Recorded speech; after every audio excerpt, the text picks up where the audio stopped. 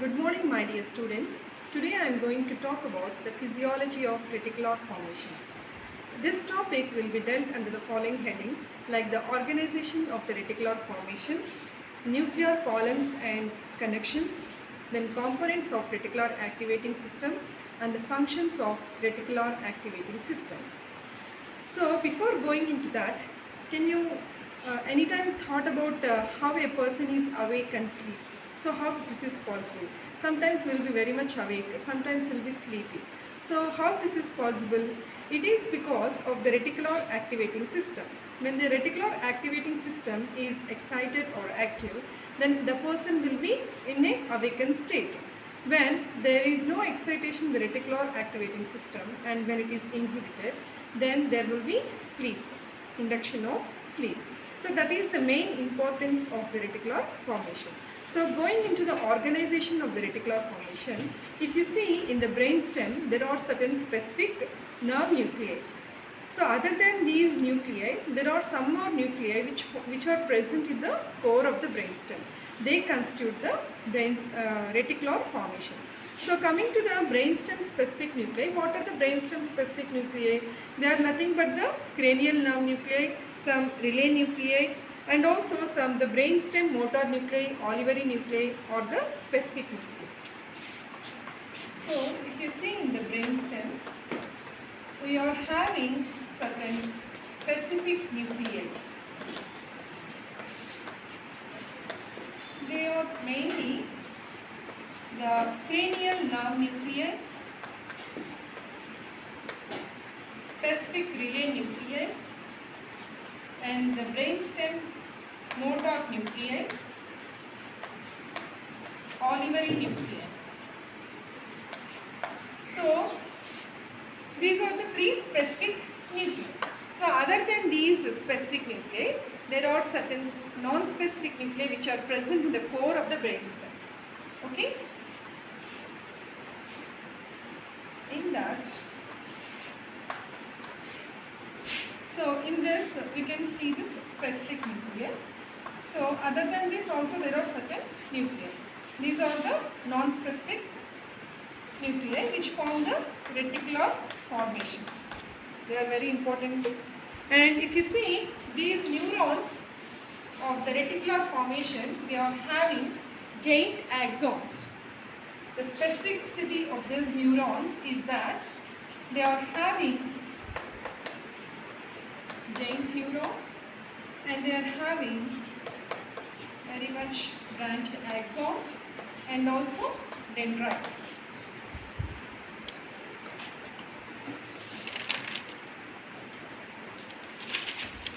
If you see the characteristically these neurons of the reticular formation, they are having long dendrites and axons.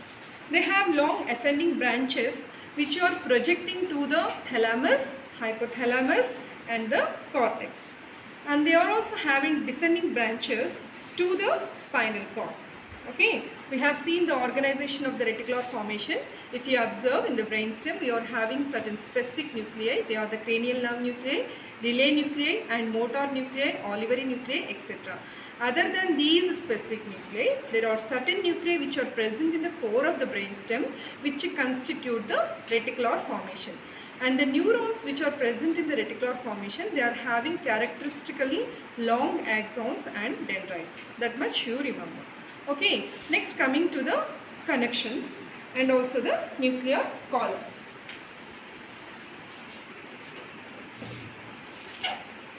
So in the nuclear columns,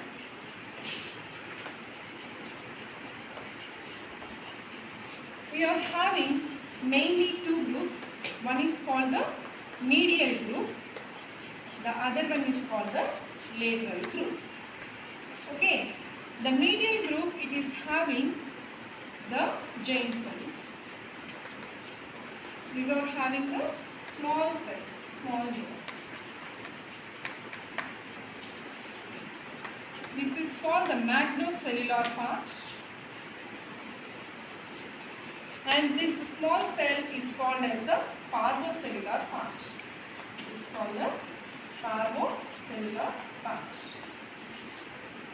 Okay. we are having two columns, that is the medial column and the lateral column.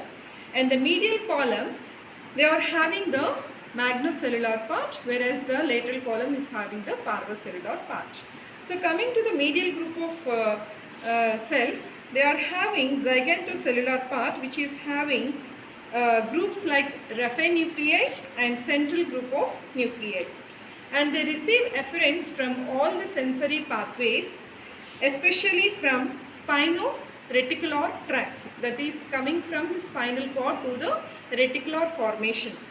These fibers from this part, they project upwards to the reticular activating system, and from there they project downwards as the reticulospinal tracts.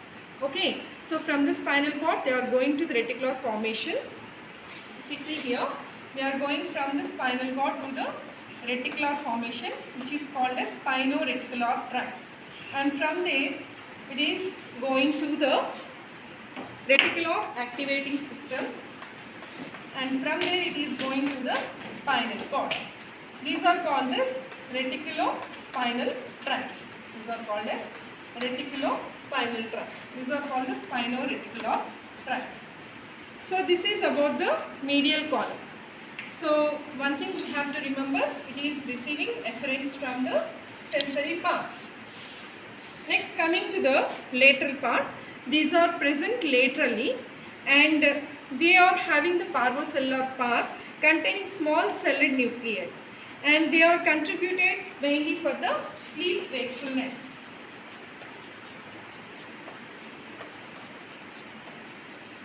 So this lateral part is mainly concerned with sleep wakefulness, whereas the medial part, as it is having its connection with the spino-reticular and the reticulospinal tracts, it is mainly involved in the control of the posture.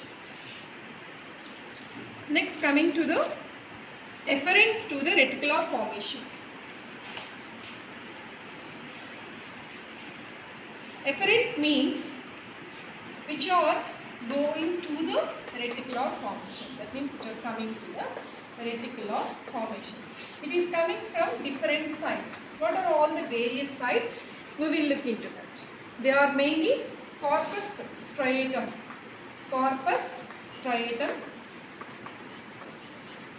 next thalamus, hypothalamus and subthalamus,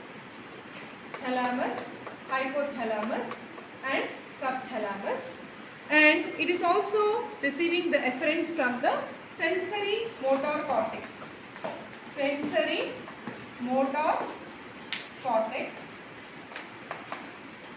and from the limbic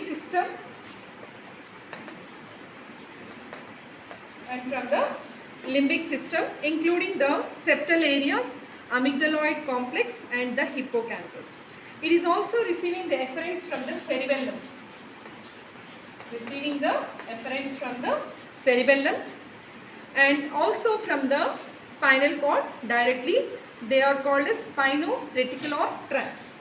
So called as spino-reticular tracts. And it also receives collaterals from the ascending pathways. And it also receives from the cranial nerves like the vestibular and the cochlear nerves. They are the vestibular nerve and also the cochlear nerves. Okay. So finally the reticular formation, it receives efferents from the corpus striatum, thalamus, hypothalamus and subthalamus, sensory motor cortex, limbic system including the septal areas, amygdaloid complex and the hippocampus, cerebellum, and from the spinal cord to the reticular formation via the spino-reticular tracts, and it also receives collateral from the ascending pathways, and also receives collateral from the cranial nerves like the vestibular part and the cochlear nerves. Okay, coming to the efferents, that means the fibers coming away from the reticular formation.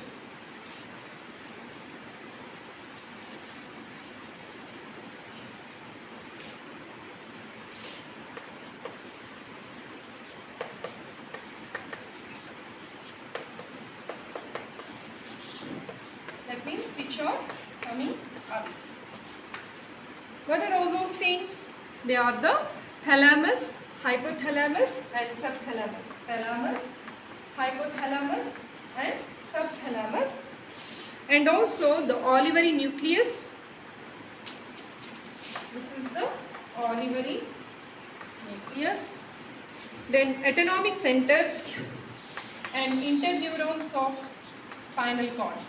Autonomic centers and interneurons of spinal cord. And also autonomic centers from the brainstem. Autonomic centers in the brainstem region.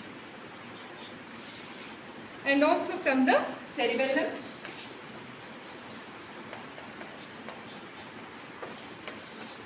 So it also going to the red nucleus,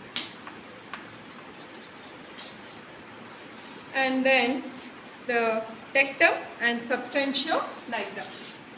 Tectum and substantia nigra.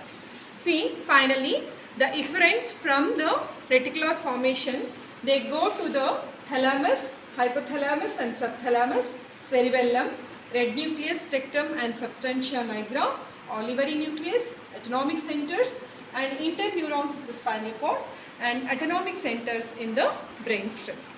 Okay. Next, coming to the components of the reticular activating system. Here mainly we are having 4 components. So we have to remember 4 components. One is called as ARAS. So that is the ascending reticular activating system. Number 2 is the monoaminergic and cholinergic system. It is monoaminergic and cholinergic system.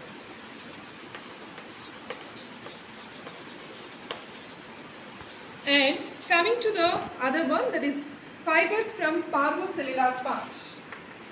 Fibers from the parvocellular part. That is the lateral component of the reticular activating system. And finally the serotonergic neurons. Finally the serotonergic neurons. So we have to remember, we are having here the 4 components. One is the ascending reticular activating system, monoaminergic and cholinergic fibers, and fibers from the parvocellular part, and also the serotonergic neurons. So coming to the ascending reticular activating system, if you see here the ascending reticular activating system,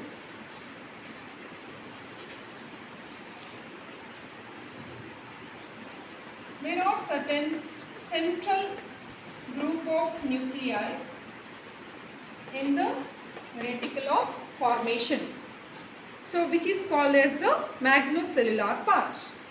Okay, this is called as magnocellular part. That means we can see this is the medial columns which are present in the medial part of the reticular formation. They are projecting to the intralaminar nuclei and midline nuclei of the thalamus, and from there it is going to the cortex. So from there it is going to the cortex.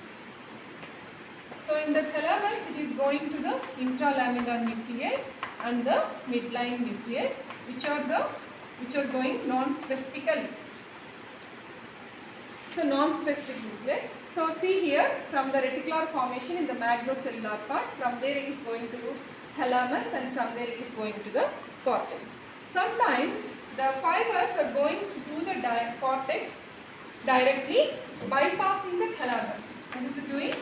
It is bypassing thalamus. Is bypassing the thalamus. It is going to the cortex. And this together, all together, we call it as the ascending reticular activating system. So students, remember, the fibers are going from the magnocellular part of the reticular formation to the intralaminar and midline nuclei of the thalamus, and from there it is going to the cortex, and it is also sometimes bypassing the thalamus and it is going to the cortex.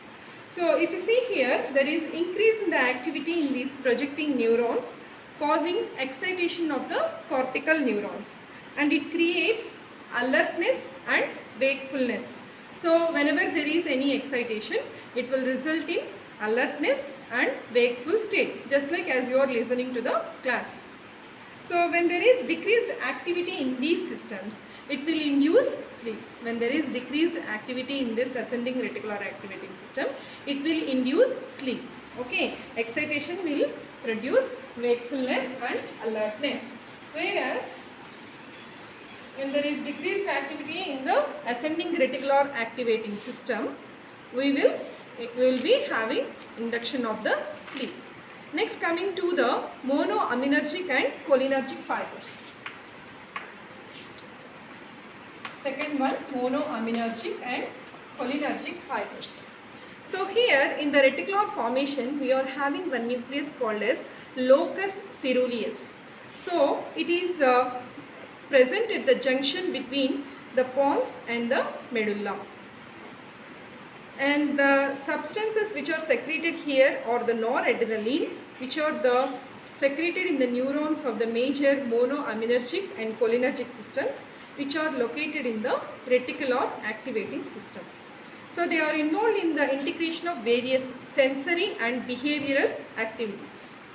And next, coming to the third one, that is the fibers coming from the parvocellular part. Here they are small celled nucleus which are located laterally in the brainstem reticular formation, and they are active only during the awakened state. Remember, they are active only during the awakened state, and they are silent during the sleep time, and thus they will control the sleep wakefulness. Okay. Next, finally coming to the serotonergic neurons. They are coming from the Raphe nuclei to all parts of the central nervous system, and they are active during the sleep, and they are involved in the genesis of the sleep. And if you remember, there are certain neurons called as the histaminergic neurons. They are projected from the hypothalamus to the all parts of the central nervous system, and they play an important role in the arousal. So finally, we have seen the ascending reticular activating system, monoaminergic and cholinergic systems, and the fibers from the parvocellular part and serotonergic system. Depending upon the excitation and the decreased activity of the system, there can be maintenance of the sleep wakefulness state. In the next coming part, we will look into the functions of the reticular formation. Thank you.